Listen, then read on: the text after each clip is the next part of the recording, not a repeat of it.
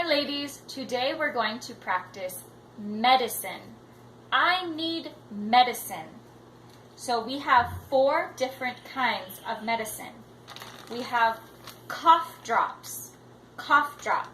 So this is for cough, I have a cough, or I have a sore throat. You have a cough drop. How do you take cough drop? How? Suck. I need a cough drop. Suck.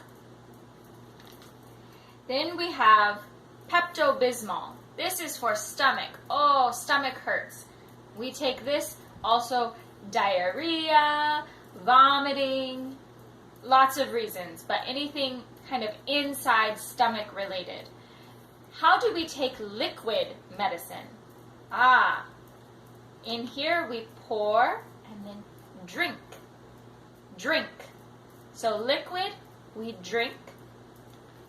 Cough drop, we suck. Then we have ibuprofen. Oh, headache, backache, shoulder hurts. Ibuprofen is for pain.